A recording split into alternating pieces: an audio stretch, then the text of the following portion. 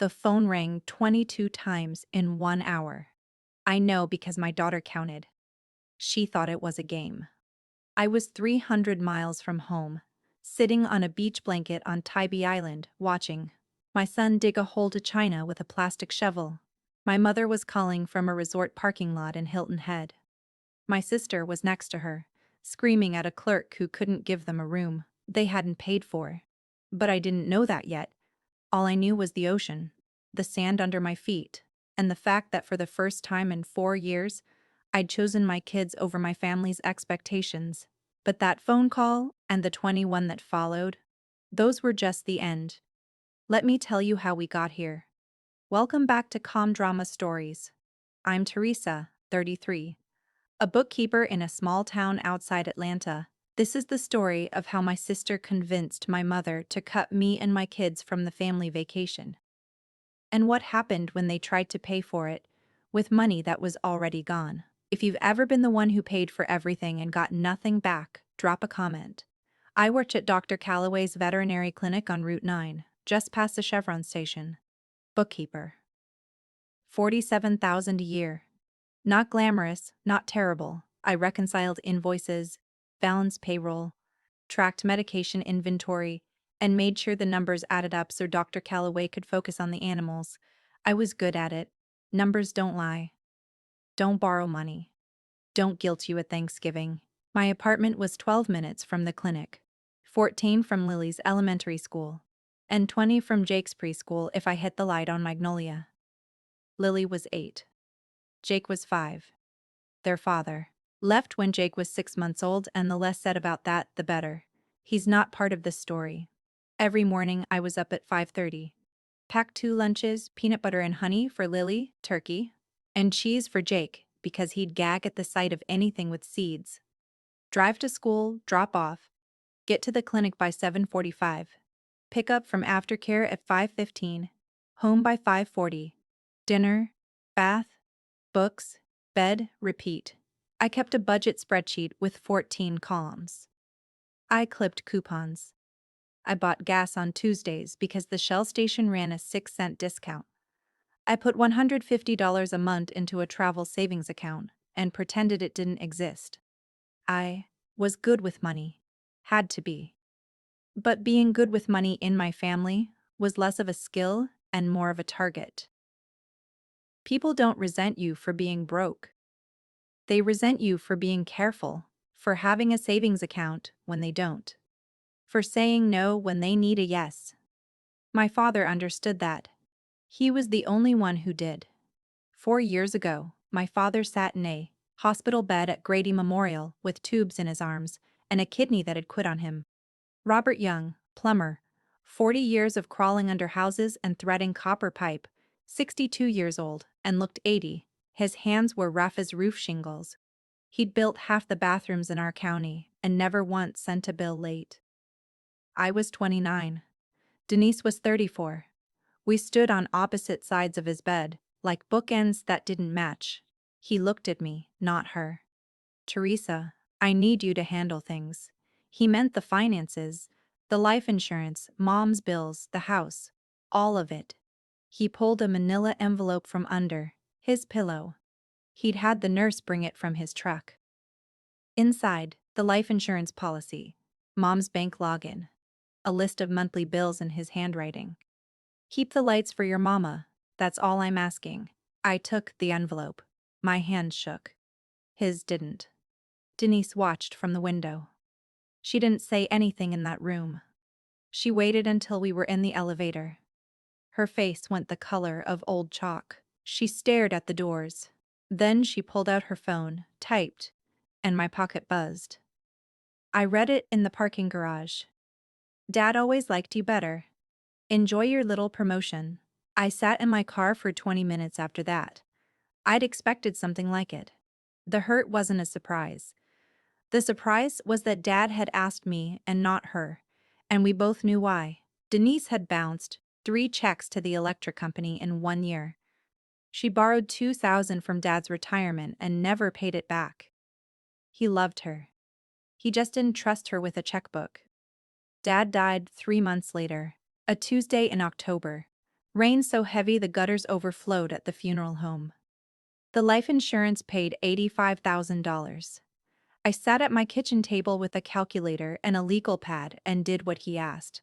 Medical debt from the hospital, 31,000. Roof repair on mom's house where the leak had rotted the bathroom subfloor, 8,000.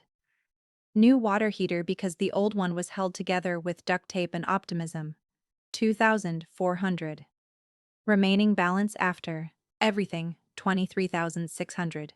I put 22,000 in a savings account in mom's name.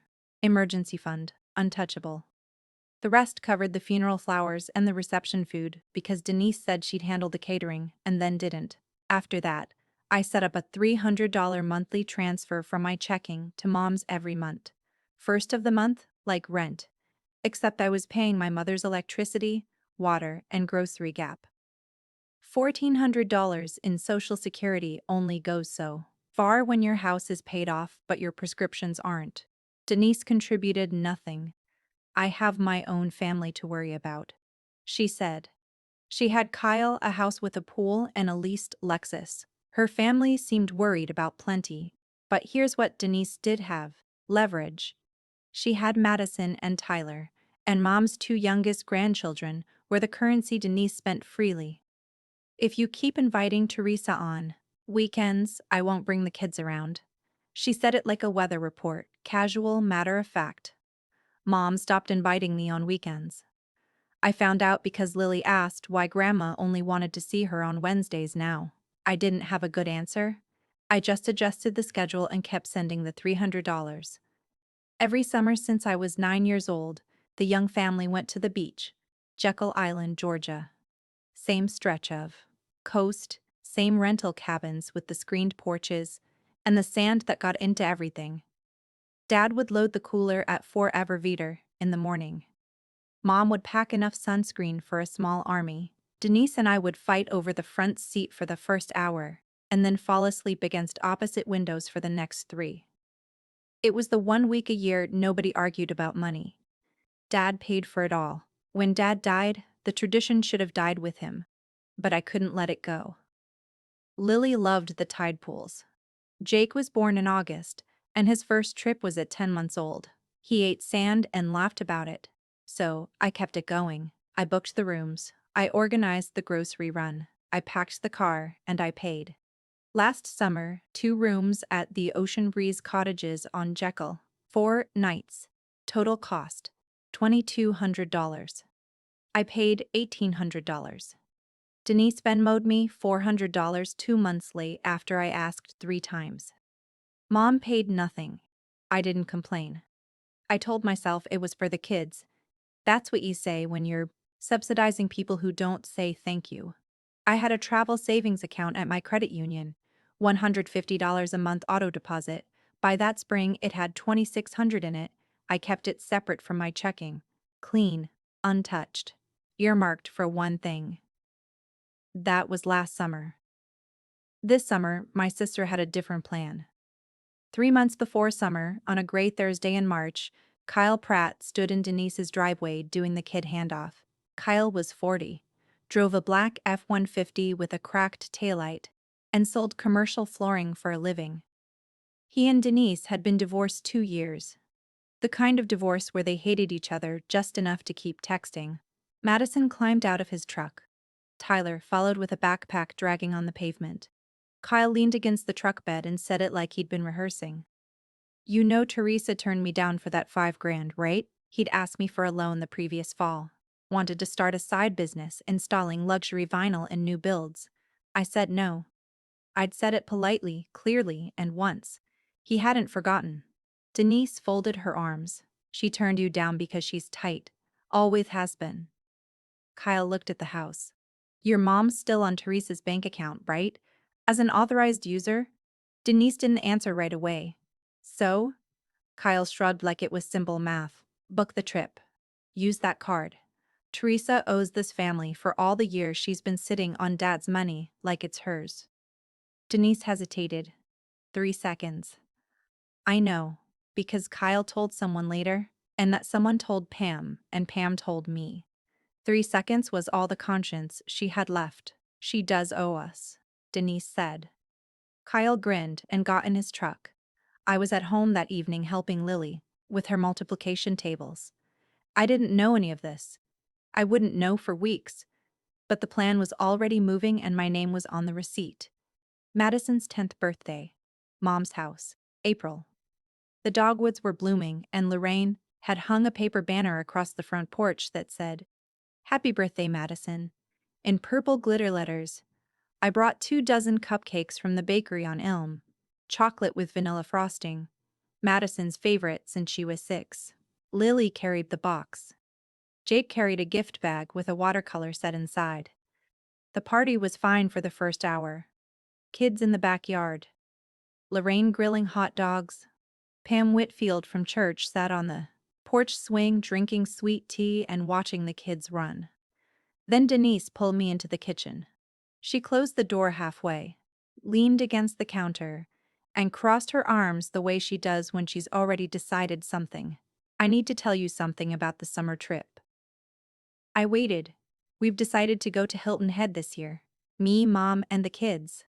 I waited again. "Your kids aren't coming. My kids don't want them there." The words landed flat, like she'd practiced them.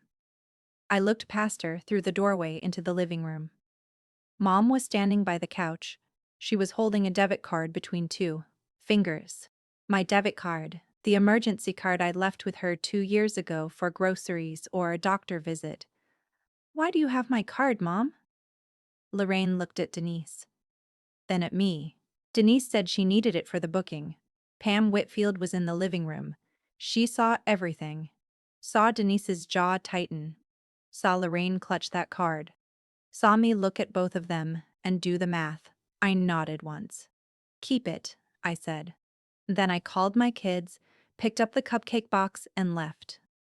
The drive home was 14 minutes. Lily sat behind me, quiet. Jake hummed a song from a cartoon I couldn't name. 2 blocks from the apartment, Lily said. "Why did we leave early?" I looked at her in the rearview mirror. 8 years old with her father's brown eyes and my stubbornness. "Sometimes adults need space, baby." She accepted it. Kids do that. They take the answer you give them and file it somewhere, and you hope they don't pull it out later when it costs more to explain. I parked, got them inside, turned on a movie. Then I sat on my bed with my phone and opened my banking app. A month earlier, I'd noticed a $400 withdrawal from my checking account. I called Mom. She said she'd used the wrong card at the pharmacy. "I'll pay you back." I'd said okay, but I checked further. 3 more withdrawals over the previous 2 months. $80 at a gas station, $120 at Target, $65 at a restaurant I'd never been to.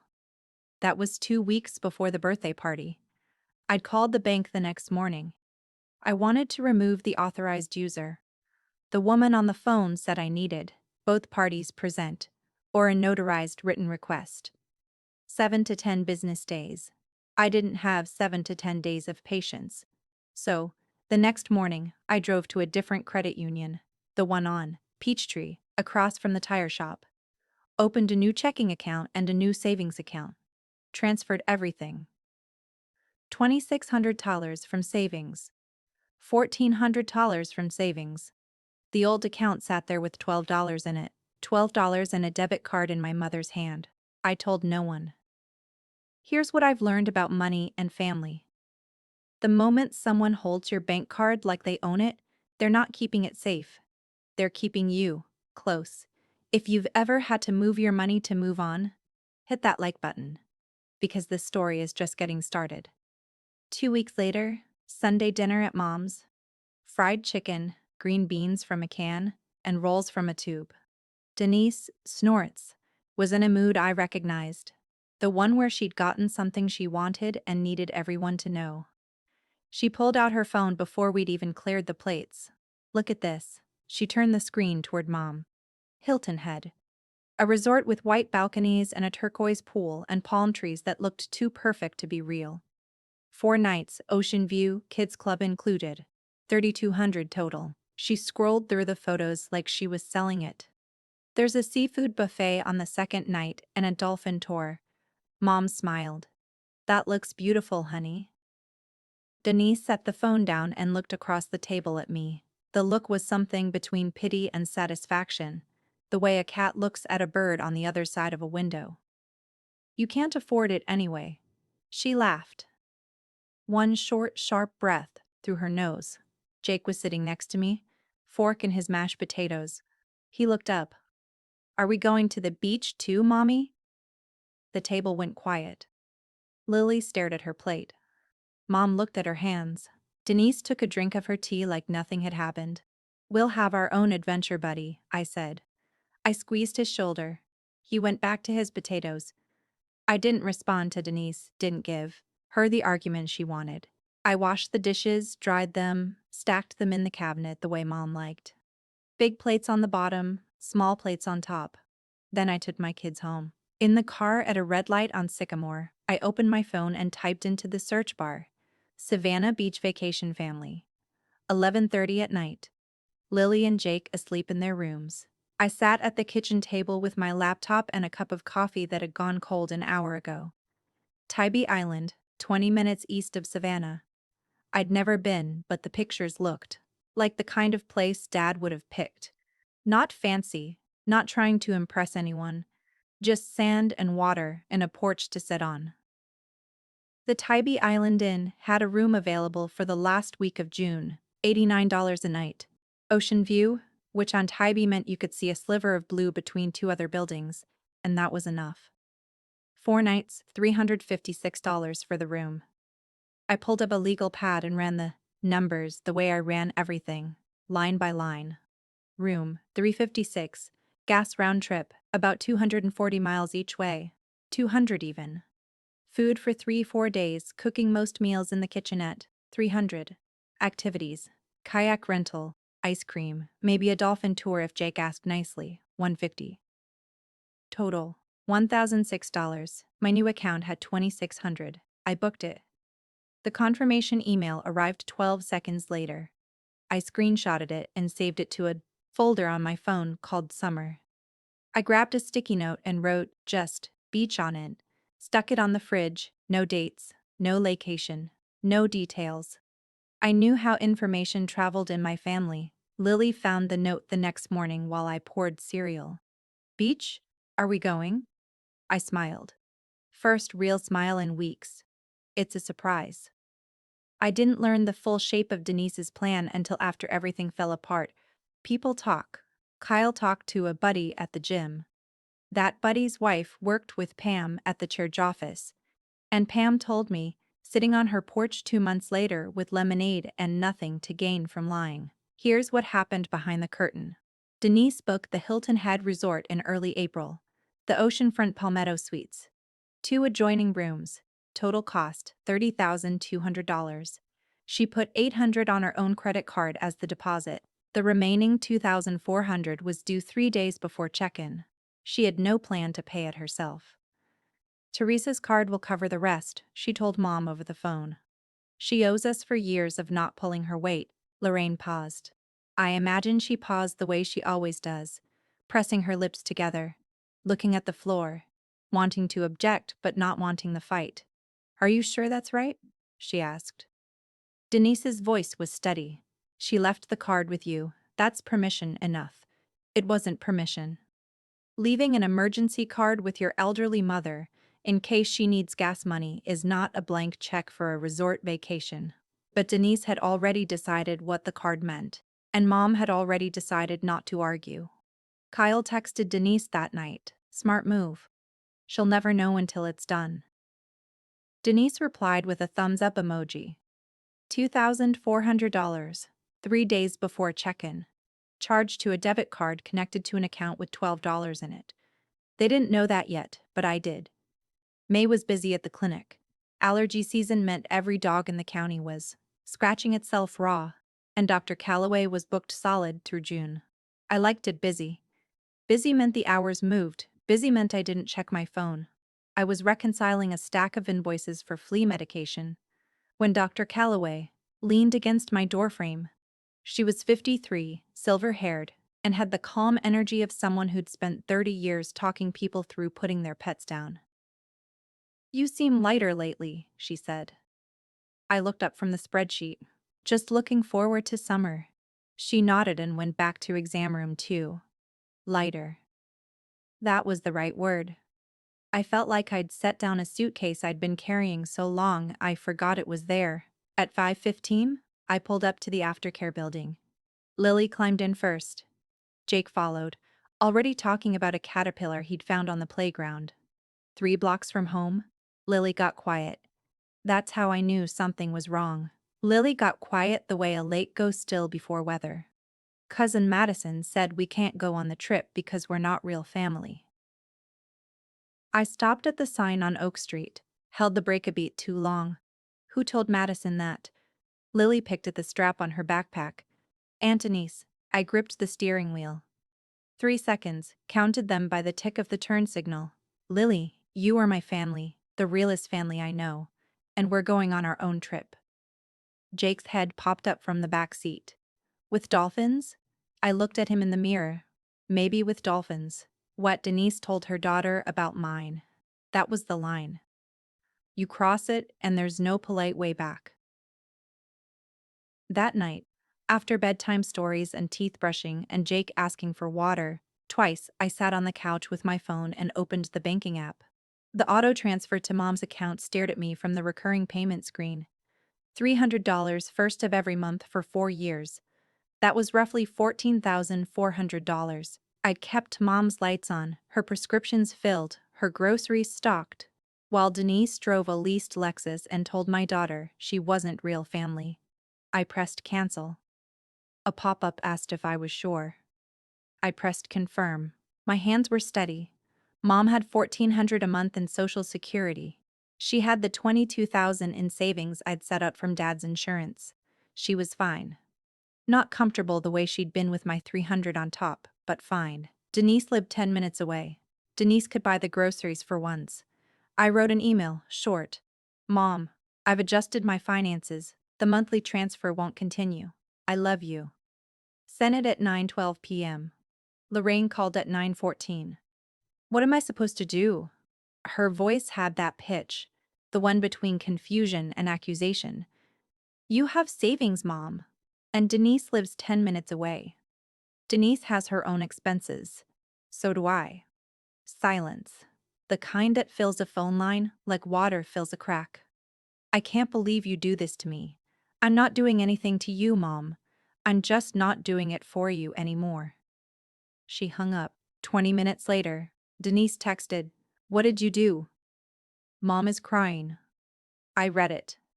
Set the phone on the counter, screen down. Washed the dinner dishes. Folded a load of towels. Went to bed. Slept better than I had in months. A week before the trip, I pulled the summer clothes out of the hall closet. Lily had outgrown last year's shorts. Jake's swim trunks still fit, but barely. On the top shelf, behind a box of winter hats and a plastic bin of ornaments, I found a shoebox. Brown. Dusty. Red Wing printed on the side, Dad's boot brand. Inside, his union card. A faded photo of him and Mom at Jekyll Island, 1988. A receipt for copper fittings, and an envelope, white. My name in his handwriting. Block letters, all caps, the way plumbers write on work orders. I'd forgotten about it. He'd given it to me at the hospital, tucked inside the manila envelope with the insurance papers. I'd been too raw to open it then. Too busy after. Too tired in between. I sat on the closet floor with my knees up and tore the flap. One sheet of notebook paper. College ruled. His handwriting filling half the page. Teresa, you're the one who keeps her word. Don't let anyone turn your kindness into a key to your wallet. If the day comes when helping them hurts you, stop. You already kept the lights on long enough. Take your babies to the beach. Dad. 7 sentences. No lecture. No guilt. Just a plumber who knew his daughters and loved them differently because they were different. I folded the letter along its original creases, slid it into my wallet behind my driver's license, where I'd feel it every time I reached for a card. The closet smelled like dust and old leather. I sat there for a while, not crying, just breathing. Then I got up and started packing. Walmart on a Tuesday evening. Jake in the cart. Lily walking beside me. Already too old for the cart, but not too old to ride on the end of it when she thought I wasn't looking. Swimsuits. I had a budget, $40. Jake found shark goggles immediately. Gray rubber with teeth molded around the eyepieces, $5. 97. Non-negotiable. Lily took longer. She held up a pink one-piece with starfish on the straps. This one, $14. I checked the seams, solid. That one, 2 pairs of flip-flops, a bottle of sunscreen, and a mesh beach bag from the clearance bin. Total, $34.97. Under budget by $5, 03 tinen. Back home, I packed everything in it, duffel bag, and put it in the back of the closet behind the winter coats. Not hidden exactly, just not visible. My family had a way of dropping by unannounced. Mom with a casserole, Denise with a demand, and I didn't need questions I wasn't ready to answer. While I zipped the bag, I heard Denise's voice in my head, clear as a phone call. Your kids aren't coming. My kids don't want them there. I stood in the closet and let it sit. Let the words be what they were. Not a verdict, just a sentence spoken by a person who confused cruelty with control. From the bathroom, I heard Lily laughing. She'd found the shark goggles in Jake's bag and was wearing them in the mirror, making faces. Jake was trying to get them back, half mad, half giggling. My kids are coming, I thought, just not where you think. 1 week before check-in, the family group text was still active, me, Denise, and Mom. Denise hadn't bothered to remove me, which was either laziness or something meaner. My phone buzzed during lunch at the clinic. Denise had sent a photo, the resort pool lit up at night, water glowing blue-green like a movie set. Then another. The ocean view from the balcony. Then a screenshot of a seafood restaurant with cloth napkins and prices. That started at $28 for an appetizer. Then a message. Mom, I booked the seafood dinner cruise too. 480. It'll be on the same card. The same card. My old card. I read it twice to make sure I understood. Then I opened my banking app and checked the old account. 12 twelves. $34. The same 12 twelves. 34 that had been sitting there since March. Denise was about to charge a $480 dinner cruise to an account that couldn't buy a tank of gas. I closed the app, took a bite of my sandwich. Turkey on wheat. Same as every Tuesday. I didn't reply to the group text. Didn't react to the photos. Didn't send a warning. Some people only learn from the bill. At 2 Dr. Calloway passed my desk on the way to surgery, a golden retriever who'd swallowed a sock. She paused. You're smiling at your phone. Good news? I looked up, something like that. She raised an eyebrow and kept walking. I put my phone in the drawer and went back to the payroll spreadsheet. Column B wasn't balancing. I found the error in 6 minutes. Numbers I could fix. Family I could not. Kyle picked up the kids that Friday evening. Madison ran down the driveway before his truck fully stopped. Daddy, we're going to Hilton Head. She was bouncing.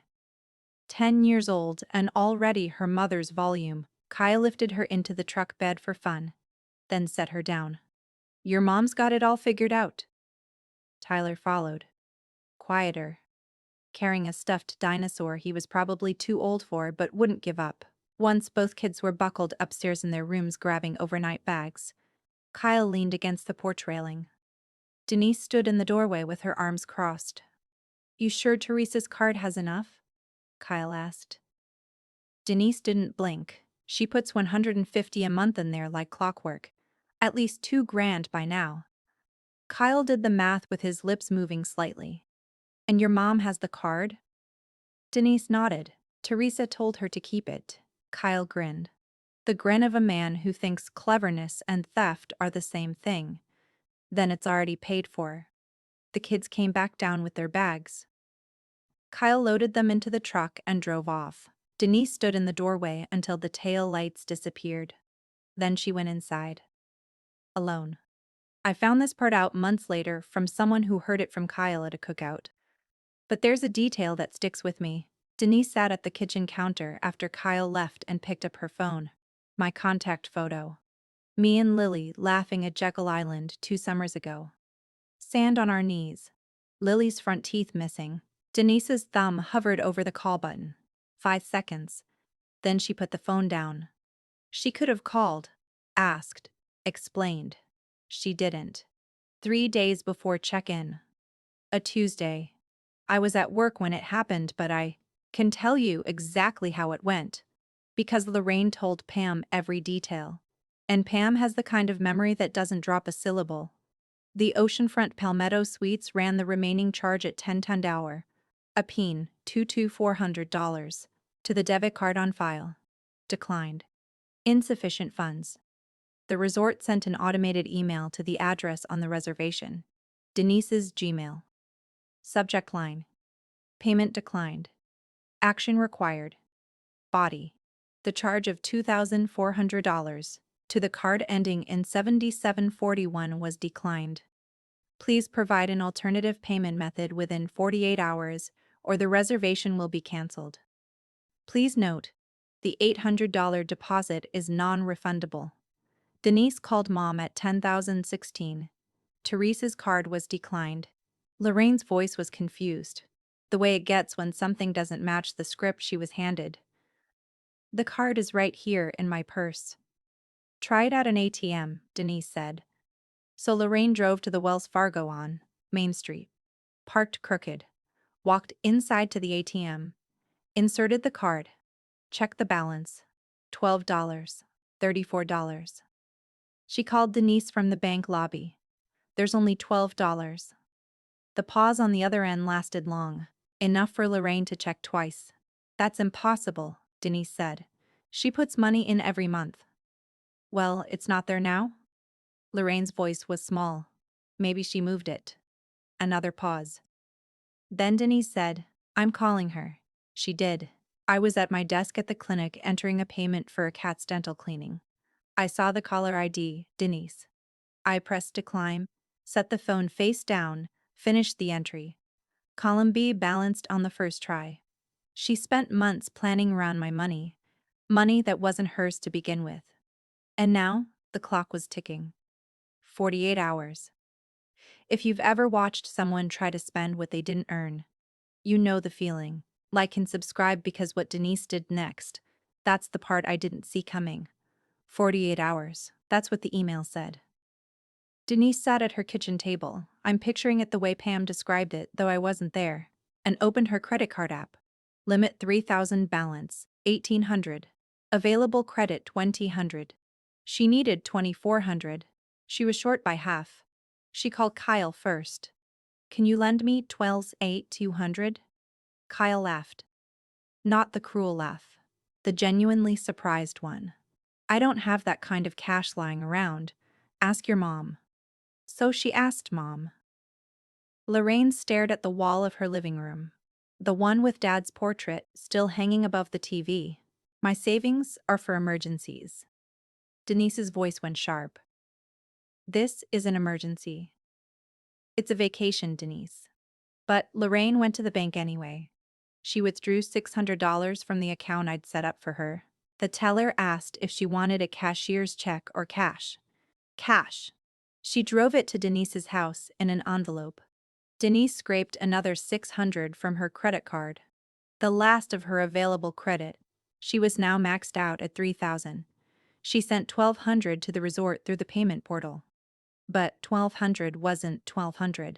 She was still short $1,200. She was still short $1,200, and the clock was at 31 hours. She called me again. I was giving Jake a bath.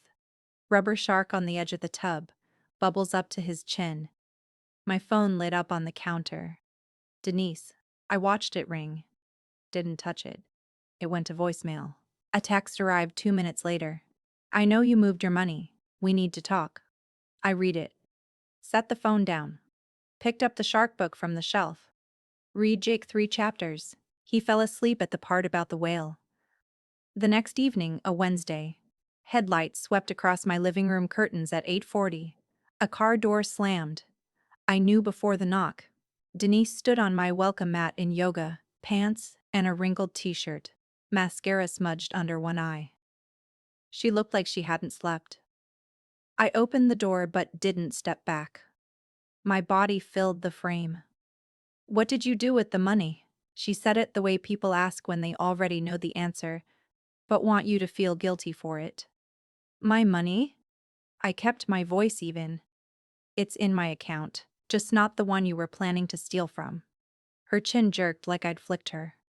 "Steal? Mom is an authorized user. That's not stealing." "Then why didn't you ask me?" Silence. The porch light buzzed.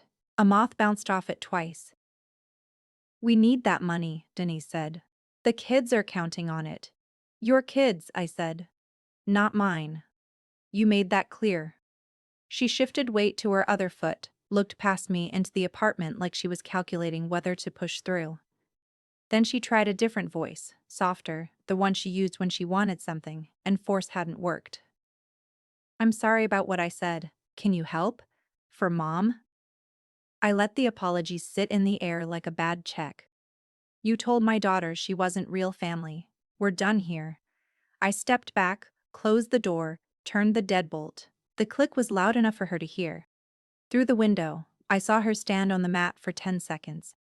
She kicked it sideways, the mat, the one Lily had picked out at Target that said, "Welcome," in yellow letters. Then she walked to her car and drove away. 9:15 the next morning, I was at the clinic sorting a stack of vendor invoices when the office phone rang. The clinic line, not my cell. The number on the display was Mom's landline. She knew I'd have to answer.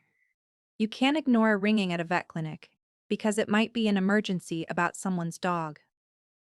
"Teresa, can't you just put the money back for the family?" I leaned back in my chair. Through the glass partition, I could see Dr. Calloway examining a tabby cat with an ear infection. The cat looked calmer than I felt. "Mom, you held my card like it was yours. You told me my kids weren't welcome. That was Denise's idea. I just went along." "That's the problem, Mom. You always just go along." I heard her breath catch. "I didn't mean for it to get like this, but it did." She started crying. I know my mother's cries. There's the real one, which is quiet, and the performance one, which involves sniffling at precise intervals. This was the performance. I waited, didn't fill the silence, didn't apologize, didn't offer a solution. That's new for me. Old Teresa would have folded by now, would have said, "Let me see what I can do," and then transferred $500 and felt sick about it for a week. "Your father would be so disappointed in you," she said. That was the card she'd been saving. The ace, the one that was supposed to make me crumble. Dad told me to stop when helping started hurting. I said. I stopped. The line went dead. I set the phone in the cradle, finished. The invoices fed the clinic cat her lunch. Wet food, chicken flavor. 3:30 p.m. like always. After work that day, I stopped at the Kroger for milk, bread, and bananas. Aisle 3. Near the cereal, Pam Whitfield stood comparing 2 boxes of oatmeal, like one of them owed her money. She looked up when my cart squeaked past. "Teresa." She set both boxes down. "I heard about the trip. I stopped the cart. Mom told you. Lorraine asked me to talk to you." I told her no. Pam folded her arms. "Not the aggressive kind, the settled kind. The kind that means a person is about to say something true and wants you to hold still for it. I was at Madison's birthday. I saw Denise take you to the kitchen. I saw your mother holding that card. Teresa, you don't owe anyone anything." I looked at the cereal boxes. Store brand. 2 for $5. "I know," I said. "Your daddy would say the same."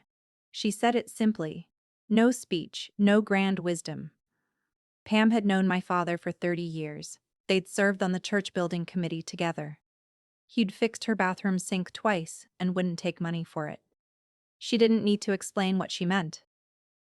I nodded. Pam reached over and squeezed my hand. Quick. Firm.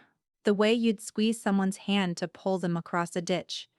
Then she picked up the cheaper oatmeal and put it in her cart. Have a good summer, honey. That was it. No therapy session, no 12-step reconciliation plan. Just a woman in a grocery store who saw what happened and said so. I drove home, parked, sat in the car for a minute with the engine off, then I went inside and told myself, pack the car tonight. Leave tomorrow. 9 p.m. Kids asleep. The apartment was quiet except for the hum of the refrigerator and the drip of the kitchen faucet I kept meaning to fix. I loaded the car in 4 trips. Cooler on the backseat floor. Turkey sandwiches in foil. Juice boxes. Grapes in a Ziploc. String cheese for the road. Duffel bags in the trunk. Beach towels, the big striped ones from the linen closet. Jake's shark goggles in a plastic bag on of everything so he could see them first thing. I checked the reservation one more time. Tybee Island Inn, room 6. Ocean view. Check-in 3 p.m. Confirmation number saved in my phone and written on a sticky note in my wallet, because I don't trust technology when it matters.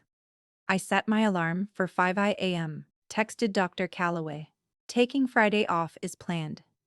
3 dots then, have the best time. You deserve it.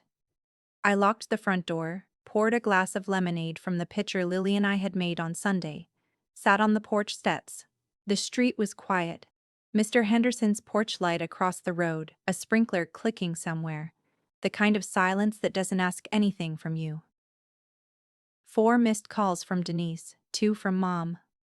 I looked at the notifications and let them sit. Didn't listen to the voicemails. Didn't read the texts.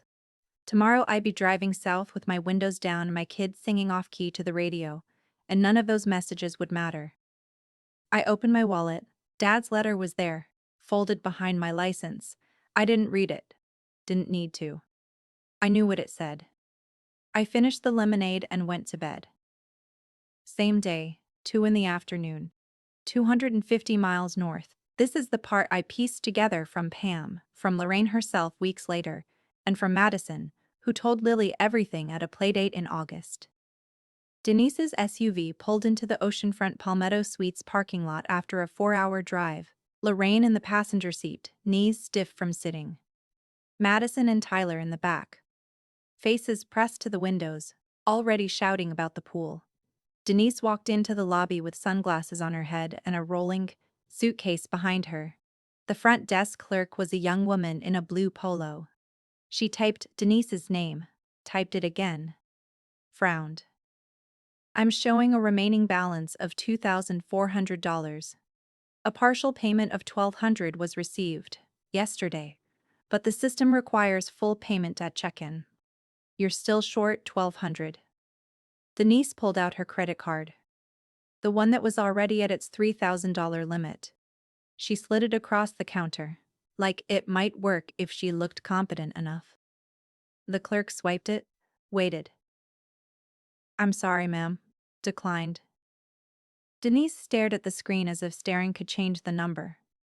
Lorraine sat in a lobby chair, hands in her lap. I don't have any more money, she said to no one in particular. Madison appeared at Denise's elbow. Mom, what's happening? Where's our room?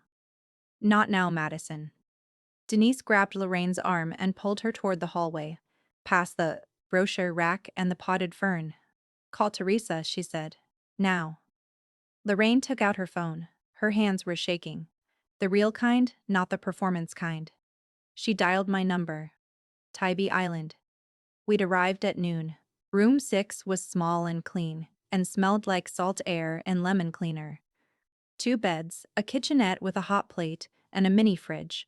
A screen door that opened onto a narrow porch. Jake had his shoes off before I finished unloading the car. Lily was already in her starfish swimsuit, towel over her shoulder, standing at the door like a tiny impatient lifeguard. By 1, we were on the beach. Lily ran toward the waves, ankles in the foam, laughing the way kids laugh when the ocean is new every time. Jake dropped to his knees and started digging. He was 5 and had a plan for that hole. I sat on the blanket, Sun on my arms. Breeze off the water. Sand, already in places. Sand shouldn't be. This is it, I thought. This is the trip. My phone rang at 2:15. I reached into the beach bag. Mom. I looked at the screen. Looked at Lily, waist deep now, jumping over a wave. Looked at Jake, tongue out, digging. I pressed decline. It rang again at 2:16. Declined. 2:17. Declined. 2:17. Declined. Jake looked up. Sand on his eyebrows. Mommy, who keeps calling? I slid the phone to the bottom of the beach bag, screen down. Nobody important right now. Let's find those dolphins. He dropped the shovel and ran toward the water. I followed. The phone kept buzzing in the bag. The ocean drowned it out. 22 calls in the next hour. I didn't answer a single one. I wasn't angry. I wasn't making a point. I was standing in the Atlantic Ocean holding my son's hand while he looked for dolphins. And that was more important than anything happening in a parking lot 200 miles north. Back at the oceanfront Palmetto Suites, 22 calls went unanswered. I know this because my phone logged everyone, and because Lorraine described the lobby scene to Pam in enough detail to fill a court transcript. Denise lost it, not the quiet kind of anger, the kind that clears a room. She turned on the front desk clerk like the clerk had personally emptied the bank account. She did this on purpose. She moved the money because she's vindictive. Her voice bounced off the marble floor and the high ceiling and the tasteful watercolor paintings of sandpipers. The clerk, to her credit, kept her face neutral. Ma'am, please lower your voice. Other families in the lobby turned to look. A man in a golf shirt pulled his kids closer. A woman with a roller bag stopped mid-step and stared. Madison stood by the potted fern crying. Not loud, the quiet, embarrassed kind, where a 10-year-old understands that her mother is making a scene and there's nothing she can do about it. Tyler pulled on Lorraine's sleeve. Grandma, I want to go. I wasn't there for any of this. I was 200 miles south, building a sandcastle with a 5-year-old who kept calling it a shark house. But when Pam told me what Denise screamed in that lobby, about how I was vindictive, about how I'd ruined everything, all I could think was Denise's own voice at Sunday dinner, sliding that phone across the table, smirking. She couldn't afford it. The woman who told me I couldn't afford it was standing in a resort lobby, maxed out and screaming, and she couldn't afford the vacation she'd tried to charge to my bank account. Denise tried Kyle. No answer. She tried him twice. Voicemail both times. The manager appeared, a tall man in a navy blazer. I'll have to ask you to step outside. They walked out, all 4 of them. Through the automatic doors, past the valet stand, into the parking lot. No room. $800 and deposit gone. Credit maxed. Gas tank at half. The parking lot at the Palmetto Suites was freshly paved and 95 degrees. Heat rose off the asphalt in waves you could see. Lorraine lowered herself onto a concrete bench near the handicap spaces. She looked 10 years older than 62. Her purse sat on her lap. Inside it, the debit card to an account with $12. Her own wallet, lighter by $600, and her phone, still showing 22 unanswered calls to my number. Who's paying for this? Her voice was small, not accusing, not angry, just tired. The voice of a woman who'd driven 4 hours to discover that the bill she'd been promised was not covered at all. Denise paced by the SUV. Teresa was supposed to. Teresa didn't agree to pay. Lorraine cut her off. First time I'd heard of her doing that in years. I asked her. She said no. You told me she'd never notice. Denise stopped pacing. You went along with it? Because you said you'd stop bringing the kids to my house if I didn't. There it was. The truth. Not in a courtroom or a family meeting or a therapist's office. In a resort, parking lot in Hilton Head, South Carolina, with the sound of someone else's kids splashing in a pool on the other side of the fence. Madison and Tyler sat in the back seat of the SUV with the doors open. Lorraine had bought them crackers and a Gatorade from the gas station on the way in. Madison was eating hers slowly. Tyler wasn't eating. I want to go home, Madison said. Tyler looked at Lorraine through the open door. I want Aunt Teresa. Denise spun around. Don't you dare say her name. Tyler flinched. Lorraine closed her eyes. Nobody moved for a full minute. 4 hours back to Georgia. Lorraine told Pam that nobody spoke for the first hour. Not a word. Just the highway and the hum of tires and the air conditioning set too cold because Denise was angry.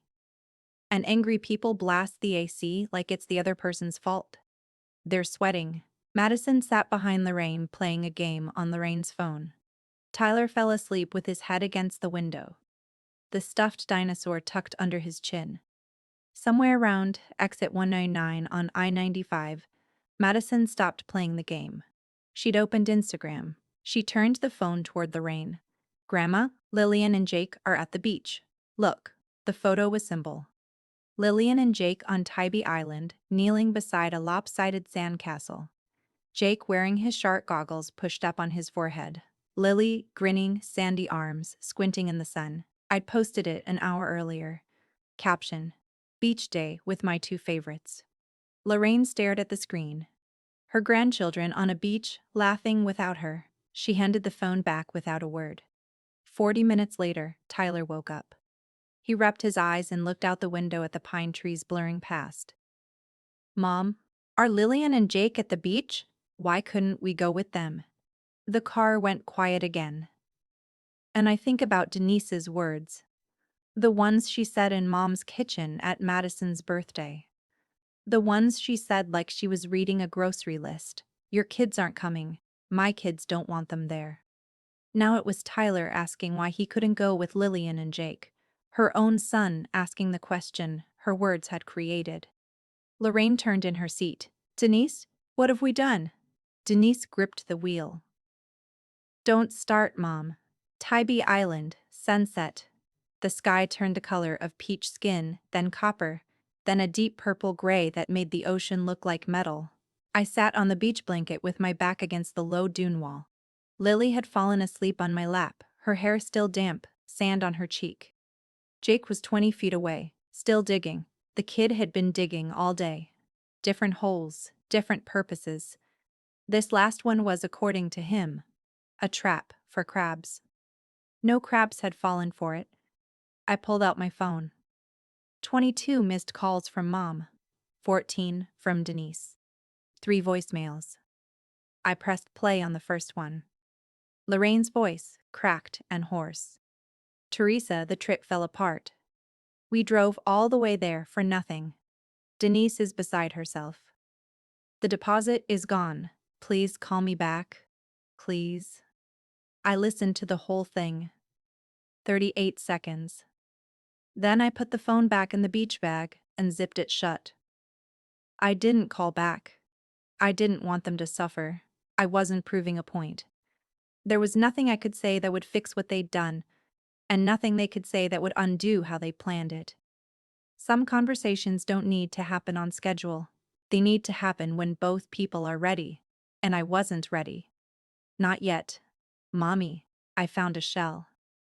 Jake ran toward me, fist raised like a trophy. He opened his hand, a sand dollar, broken, split right down the middle, one half bigger than the other. Is it still good if it's broken? I took it from him. Ran my thumb over the rough edge. The best ones always are, buddy. He grinned and ran back to his crab trap.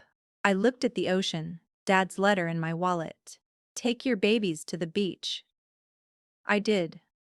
Back in Georgia, 10 p.m., Denise's house, Madison and Tyler in bed, exhausted from a day of driving to nowhere and back. Denise sat at the kitchen counter with a glass of wine she couldn't afford, staring at her phone. She called Kyle. He answered on the 4th ring. Your brilliant plan cost me $800 and a vacation, she said. Kyle was quiet for a second. My plan? You booked a resort you couldn't afford. You told me to use her card. I suggested it. You did it. There's a difference. There is no difference, Kyle. I didn't tell you to max out your credit card on a seafood cruise. Denise set down the wine glass hard enough to slosh. This is Teresa's fault. Kyle paused. The long kind. The kind that means a person is about to say something honest and doesn't care if it lands wrong. Is it though? He hung up. Denise sat in the kitchen alone. No resort, no vacation, no deposit. Credit card at zero available. 600 from mom she'd have to pay back or pretend didn't exist. And nobody left to blame who'd accept it. She looked at the fridge. Madison's. Drawings held up by magnets. A photo of all 4 kids. Madison, Tyler, Lily, Jake. At Jekyll Island 2 years ago. Everybody smiling. Everybody together. She turned the photo face down and finished her wine. We came home on a Sunday. Tan, tired, happy. Jake told Dr. Calloway about the dolphin on Monday morning before I'd even clocked in. It came up right next to the kayak. He held his arms out to show the distance, which in his telling shrank from 10 feet to 10 in. Dr. Calloway listened like it was the most important thing she'd heard all week. She was good at that. Tuesday afternoon, my phone rang. Mom. I sat in my car in the clinic parking lot, windows down, and answered. Can we talk? Lorraine said. I want to apologize. I turned the key back so the radio went off. You can talk, Mom. I'm listening. I shouldn't have let Denise decide. And the card? I didn't know she was going to charge that much. But you knew she was going to charge something. Silence. A crow landed on the dumpster. Across the lot, took off again. Mom, I love you, but from now on my finances are mine. No shared accounts, no cards at your house, no emergency access. You want to see Lily and Jake, you're welcome any Sunday, but I'm not funding plans that don't include me. I heard her breathing. Shallow. Not crying. Just processing. Okay. She said, quiet. Not happy. Not fighting. Just hearing. Maybe for the first time. And Mom, I'm not angry. I'm just done being the wallet. She let that sit. I understand. She said, though I don't think she fully did. But understanding isn't a switch. It's a slow thing. Like water wearing a groove in stone. We said goodbye. I went back inside. Fed the clinic cat. Finished the monthly report. Picked up my kids at 5:15 like always. Denise didn't call. Not that week. Not the next. 2 full weeks of silence, which was its own kind of answer. Lorraine mentioned it on a Wednesday. Denise said she'll never forgive you for ruining the vacation. I was folding laundry with the phone on speaker. Jake was lining up toy cars on the coffee table. She'll have to forgive herself first, I said. Lorraine didn't respond to that. 3 weeks after Hilton Head, the town potluck at the community center. Paper plates. Folding tables. The smell of pulled pork and coleslaw and 2 mini casseroles. I walked in with Lily and Jake and a bowl of potato salad. Denise was across the room near the dessert table. We made eye contact. Hers slid away first. She looked at her plate. I got in the food line. That was it. No confrontation. No speech. Life isn't a courtroom. Sometimes you just stand on opposite sides of a room and eat barbecue. Madison broke away from Denise's table and ran up to me. Aunt Teresa, can Lily come play? She was 10 and whatever her mother had told her about real family hadn't stuck the way Denise wanted it to. Of course, sweetie, anytime. Madison grinned and grabbed Lily's hand, and they disappeared toward the playground. Denise watched from across the room, said nothing, left early before the pie was served. I stayed, ate potato salad, talked to Pam about the leak in Dr. Trond, Calloway's clinic roof, drove home, gave Jake a bath. Read Lily 2 chapters. Normal Tuesday, the best kind. If someone needs your bank card to keep you in the family, you were never in the family. You were funding it, and that's where I'll leave it. A letter from a plumber who knew his daughter's worth. 22 unanswered calls, a broken sand dollar that was still good enough. If you've ever moved your money to move on, or said no to someone who thought your kindness was a subscription, share this with someone who needs to hear it.